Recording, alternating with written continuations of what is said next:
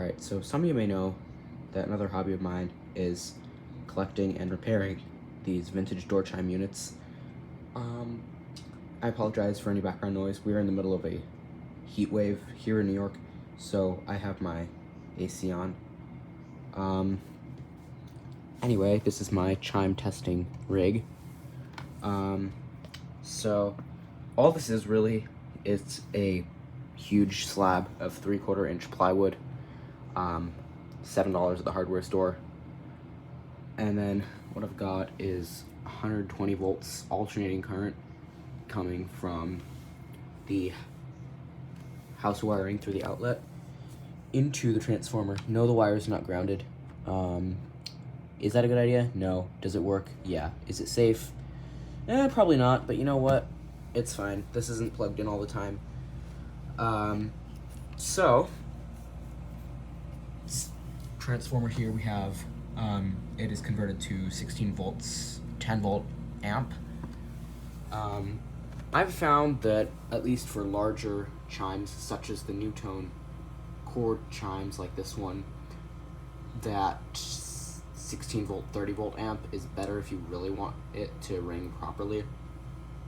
But for the purposes of just making sure they function all right, 10 volt amp is really enough.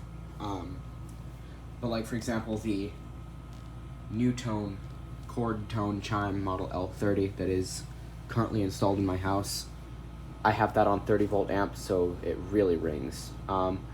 16 volt, 30 volt amp is what these chimes are rated for. 10 volt amps would be fine, probably for a standard single striker unit like a NuTone K16 Commander, which I do have, and I will be showing that at some point. So I also have the 2 push buttons here. These are a NuTone model PB12NV. Pretty standard. These are from, I think, the 60s. I don't know. I got them new old stock from a hardware store in the neighborhood. Yeah, that's the nice thing about these little towns, is that they have these little hardware stores that, if you ask nicely, they'll show you all the stuff that they've just been sitting on for the past, like, 5 decades. So, without further ado, just go ahead, show you. So this is the NuTone model L31. It's called the Pacesetter. So, you can take the cover off here. This is the same shape and color cover as the L30 chord tone, but they changed the design because in the 1960s things were shifting away from the geometric, like Art Deco kind of things, into more plastic, like accent things for the 1960s, mid-century, modern. It still does have the very Mediterranean-esque stepped sides, which I do like quite a bit. And also, instead of having the NuTone logo on a brass plate in the center here, brass placard, it's just got it stamped on the bottom of the chime housing. So, this is the actual chime signal unit, and I'm going to make a video of the chord tone later in the week. I do have an internship at Mount Sinai Morningside, so I'm kind of busy at the moment. This is the chime signal unit, where the actual sound is produced, and what happens is these 2 solenoids house tiny little clapper rods, or plungers, call it how you like, that when you push the button, the way this is wired, I don't know if I can get it off, there we go, as you can see on the back, the black wires are coming from the top solenoid, the blue wires are coming from the bottom solenoid. As you can see, the bottom solenoid is wired, the bottom solenoid is wired to the rear, or sorry, it's wired to the front only, and the top solenoid is wired to both the front and the rear.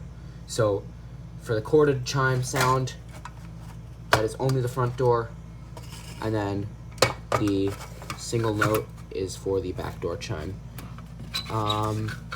Yeah, and what's different about the L31 and the 15 or so other subsequent chorded chimes that use this basic design that followed, and the original L30 chord tone, is that there was another tone bar here, a C sharp. So this one, the rebound strike, is only one note. So it's a chord and then a note versus two full chords. And then the backdoor chime is just a single note, which is standard for most backdoor chimes of a 2-chime doorbell. So without further ado, I'll go ahead and ring this so you can see, and you can see the mechanism too, because why not? Here we go. So look closely, you'll see when I push the button, the clappers fire inward and hit the bells.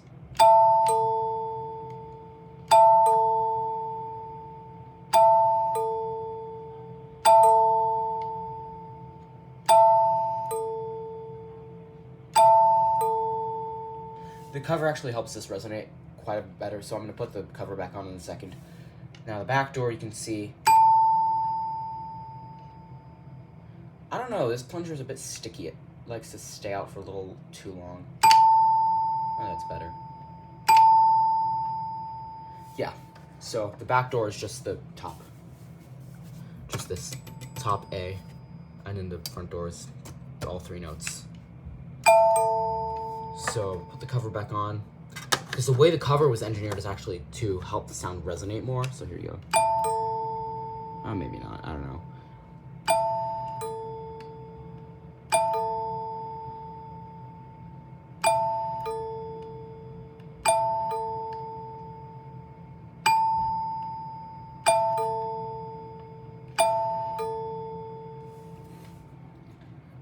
So yeah, and I mean, that's basically it. There's not much else to say about this, and oh my god, I can't believe I've yapped for almost 7 minutes about a doorbell. Anyway, that's it, and I actually do have to run now, so yeah, see you next time.